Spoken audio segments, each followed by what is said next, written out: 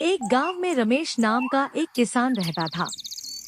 वह गांव में एक सेठ जी के पास रुपया उधार लेकर वह किसान खीरा का खेती किया था।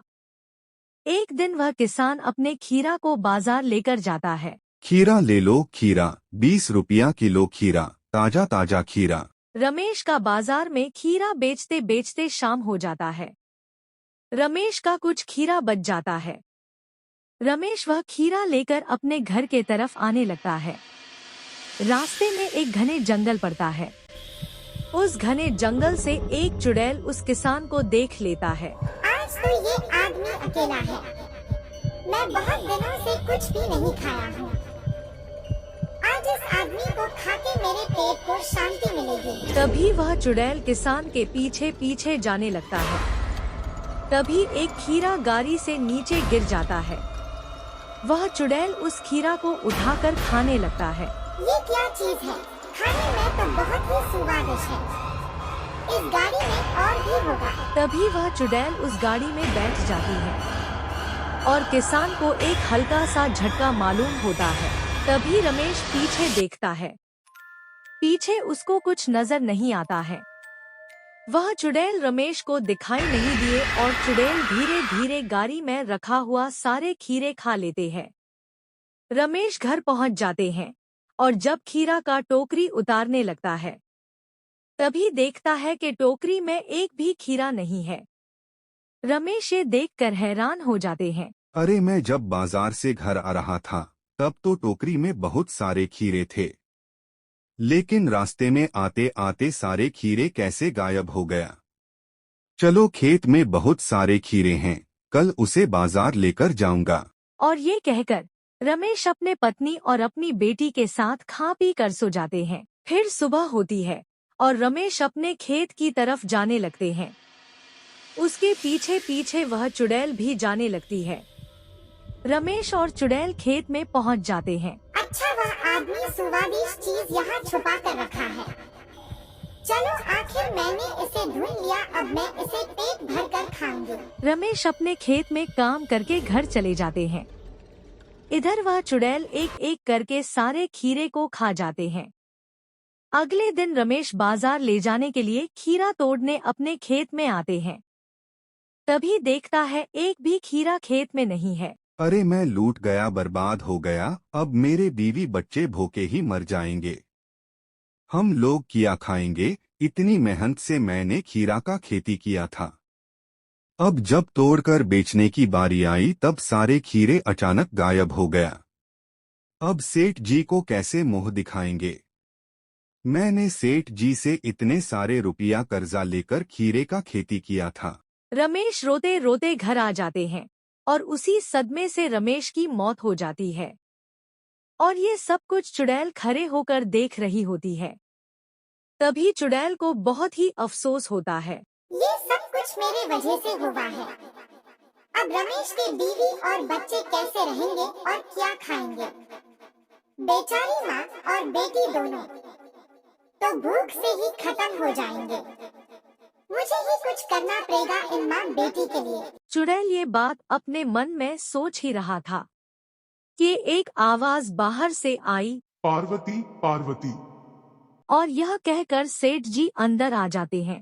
पार्वती, रमेश ने मुझसे बहुत सारा रुपया उधार लिया था। अब तो रमेश इस दुनिया में नहीं रहा। अब तुम रुपया कैसे दोगे? तुम्हारे घर में तो कुछ खाने का सामान भी नहीं है। तुम मेरा कर्जा कैसे चुकाओगे? सेठ जी, आप तो जानते हैं कि मेरे घर में कुछ भी खाने का नहीं है, फिर भी आप रुपया लेने आ गए। मुझे कुछ दिन का टाइम दे दो, मैं खेती बाड़ी करके धीरे धीरे लौटा दूंगा। तुम औरत हो के कैसे खेत में काम करोगे? मैं तुझे एक ऑफर देता हूँ। तुम्हारी बेटी अब जवान होने लगी है, तुम इससे काम करवाओ, इसको कोठे में बैठाओ, तुमको ये बहुत रुपया कमा के देगी। पहली रात इसके कोठे में मैं जाऊंगा और तुम्हारा सारा कर्जा माफ कर दूंगा। और धीरे धीरे सब लोगों को पता चलेगा तो इसके कोठे में बहुत लोग आएंगे और तुम्हारी अच्छी कमाई हो जाएगी। सेठ जी, आप ये क्या बोल रहे हो? वह मेरी बेटी है। मैं अपने बेटी के साथ ऐसा जुल्म नहीं कर सकता। चाहे आप हम दोनों को जान से ही मार दो, लेकिन ऐसा घटिया काम हमसे नहीं होगा। तुमको ऑफर मंजूर नहीं है तो तुम अभी के अभी मुझे सारा रुपया लौटा दो। ये सारी बात वहाँ खड़ी होकर चुड़ैल सुन रही थी और अंदर से बहुत गुस्सा हो रही थी कि ये सब मेरे वजह से हो रहा है। और तभी चुड़ैल सबको दिखाई देने लगता है। सेठ जी, तुम इन बेचारी पार्वती और इन मासूम बच्चे पर इतना जुल्म क्यों कर रहे हो? तुमको पार्वती बोला ना कि धीरे धीरे कर्जा वापस कर देगा। सभी लोग डर जाते हैं और सोचते हैं कि ये चुड़ैल अचानक कहाँ से आ गया। तभी सेठ जी डरते हुए बोलते हैं, चुड़ैल तुम यहाँ क्यों आए हो? मैं तो इसी घर में रहता हूँ। तुम पार्वती और उसकी बेटी के बारे में गंदा बोल रहे थे, तो हमको बर्दाश्त नहीं हुआ और मैं तुम लोगों को दिखाई देने लगा। रहा कर्जा का बात, तो मैं धीरे धीरे तुम्हारा कर्जा चुका दूंगी। तुम यहाँ से चले जाओ और इस घर के तरफ देखना भी नहीं। तभी सेठ जी उस घर से जाने लगते हैं। उधर पार्वती चुड़ैल से कहती है, तुम मेरे लिए इतना क्यों करोगे? तुम इंसान तो नहीं हो, तुम एक चुड़ैल हो। मैं इंसान को खाने वाला एक बुरा चुड़ैल था, लेकिन मैंने एक दिन रमेश का पूरा खीरा खा लिया।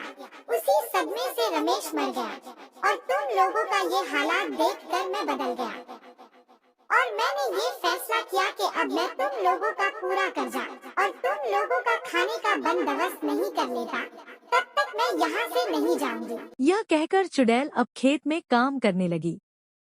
दिन रात मेहनत करके चुड़ैल ने खीरा और सब्जी उगाया। अब चुड़ैल खीरा को तोड़ के एक दिन बाजार ले गया, लेकिन बाजार में चुड़ैल को देखकर उसके पास कोई खीरा खरीदने नहीं आया और चुड़ैल सारा खीरा वापस घर लेकर आया और सोचने लगा, मैं इतना सस्ता दाम में खीरा दे रहा था, फिर भी मेरा खीरा नहीं बिका। तभी पार्वती चुड़ैल के पास आकर बोलती है, क्या हुआ चुड़ैल बहन, क्या सोच रहे हो? पार्वती बहन, मैंने दिन रात मेहनत करके सब्जी उगाई और सब्जी को बाजार बेचने ले गई, लेकिन सब लोग मुझे देखकर भागने लगे और मेरा सब्जी कोई नहीं खरीदा। चुड़ैल बहन, तुम हिम्मत मत हारो। तुम जब सब्जी उगा सकते हो, तो तुम किसी तरकीब से उसे बेच भी सकते हो। क्यों ना मैं एक लड़की की शक्ल में सब्जी को बेचूं, उससे मेरी सब्जी शायद ज्यादा बिकेगी। और अगले दिन चुड़ैल एक सुंदर लड़की बनके सब्जी बेचने जाती है और बाजार पहुंचते ही उसके पास भीड़ लग जाती है और देखते ही देखते पूरा सब्जी खत्म हो जाती है और हर दिन इसी तरह से सब्जी बेचते बेचते बहुत अमीर हो जाते हैं और सेठ जी का कर्जा चुकाकर और सारा रुपया पार्वती को देकर एक दिन अचानक गायब हो जाती है। पार्वती और उसकी बेटी चुड़ैल को बहुत ढूंढता है, लेकिन चुड़ैल नहीं मिलता है। अब पार्वती और उसकी बेटी आराम से एक महल जैसी घर में रहने लगती है। दोस्तों, कहानी अच्छी लगी हो तो मेरे चैनल कार्टून फन को सब्सक्राइब करो, लाइक और शेयर करो। फिर मिलते हैं अगले वीडियो में। Bye bye.